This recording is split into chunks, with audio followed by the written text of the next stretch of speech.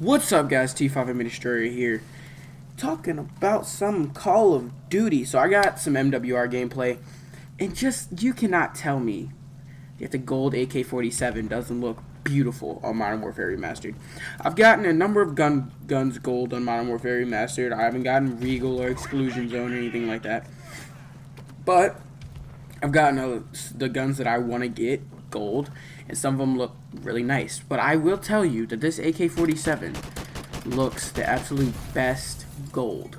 Like, this AK-47 looks amazing when it's gold. But that's not what we're here to talk about today. I'm just going to talk about what, happens to Call of Duty this time of year.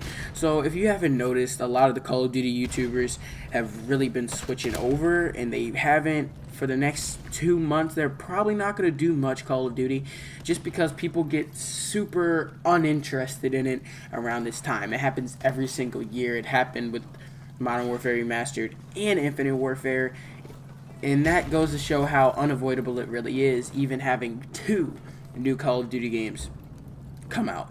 So what happens is Call of Duty comes out, everybody's super excited, and they play the living crap out of it for 4 to 6 months, and then they start to slow down after the 7th month, and after the 8th month they start playing some different games, and at the end of the 8th month they're pretty much done and they're super bored. Call of Duty videos, their views go down. People are just not all that interested in Call of Duty anymore. All the COD YouTubers I've been seeing, they're playing Rainbow Six. I've seen some of them playing PlayerUnknown's Battlegrounds, like Drifter. So a lot of them start to play different things just to keep their, fan base interested in their videos, because right now they're not that interested in Call of Duty. So I just wanted to talk about that. For me, that doesn't really happen because I never really burned myself out on Call of Duty, just because I know that that's going to happen, so that, when the new COD is announced, I'm not, all I want to do is play Call of Duty World War II. I don't really want to be like that, and I already said in a video a couple of months ago, Modern Warfare Remastered is not going anywhere. I will still be playing this game even 2 years down the road, just like I do. I still play Ghost, but this game just does something for me that games like Black Ops 3 don't do, that I will probably very seldomly play,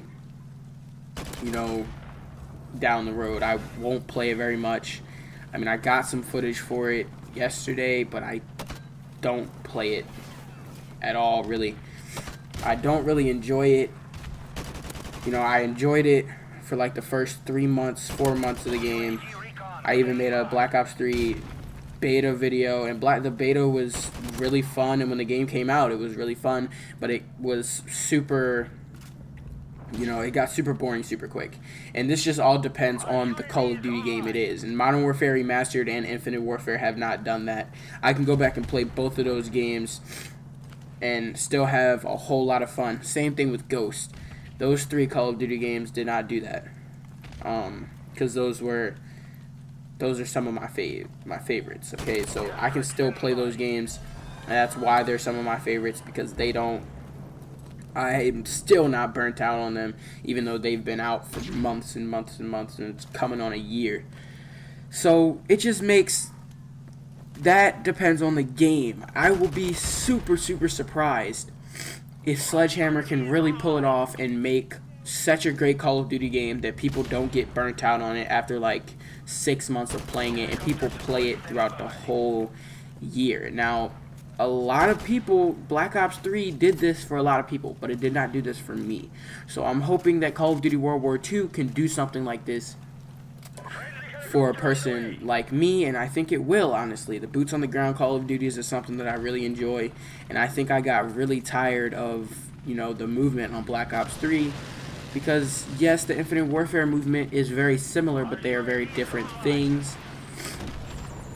The way you use both of the movements are very different. A lot of the time on Infinite Warfare, Wall running is more prevalent and happens a little more on Infinite Warfare, I've noticed, than on Black Ops 3. Black Ops 3, it's a lot of, sliding off of a platform and boosting forward and then boosting up and then getting on a new one and boosting forward. Like, it's not as much wall running unless you're playing on certain maps like Breach, like Redwood, with a lot of wall run spots. But Infinite Warfare seems a little more slowed down and a little more my pace of a futuristic Call of Duty. Like, that pace of that futuristic COD is just perfect to me. And then with Modern Warfare Remastered, it's just Call of Duty 4 is such a timeless game. Yes, Call of Duty 4 has some imbalances with the M16. Juggernaut makes me pretty mad. Last Stand makes me pretty mad. But, not a lot of people have been playing Call of Duty, so a lot of the hardcore players that play like that are not on there right now. I have yet to see a nerd with an M16 in the last 3 days that I've been playing Modern Warfare Remastered. I have yet to see a guy wrecking the other team with an M16 on Domination, TDM, and I played a little bit of Ground War 2, and I've yet to see that. I've just seen, guys trying to have fun using the AK-47, using a suppressed M4 with like a stealth class. I've even seen people running around with melee weapons, still having fun on Modern Warfare Remastered. And honestly, I thought the melee weapons were a great addition. Modern Warfare Remastered is a perfect example for a Call of Duty game that can keep you playing forever and ever, ever. Call of Duty 4 is a perfect example. Just the gameplay is so much fun. You just won't get bored of it, whereas Black Ops 3, you're gonna get really tired. At least me at least, I get super tired of Black Ops 3 super quickly. So this problem has been ongoing for the last decade, and my solution to this is make better Call of Duty games. These games need more longevity. I understand, yes, they have, 10, 20 different prestiges, and you got to get through all that. And if you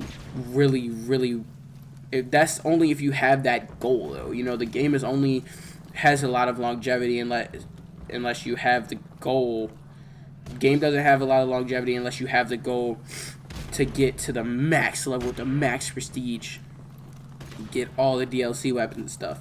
And in Black Ops 3, you can't really grind for the DLC weapons, and that doesn't really add very much longevity. You can't grind for the DLC weapons because they're pretty much luck. It's a slot machine you got to get it out of.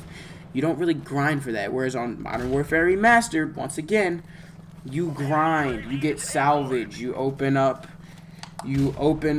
supply drops to get the salvage, and you're grinding, trying to build up your salvage to get whatever weapon, whatever kit, whatever camo that you want. And it adds longevity, because if you want a certain DLC weapon, you have to play the game. You have to really get into it to play it. Whereas on Black Ops 3, once again, a terrible example of a Call of Duty game, in my opinion, there's not really much to do after you hit level 1000. You can't really grind for DLC weapons. It's a slot machine. You can't really grind a slot machine at all unless you want to count, just keep getting crypto keys, opening up and opening up and opening up and opening up. If you want to count that as grinding, but you're not really grinding for what you want, you're grinding for it. But that's all for today, guys. Peace out. Hope you enjoyed the video. Like and subscribe.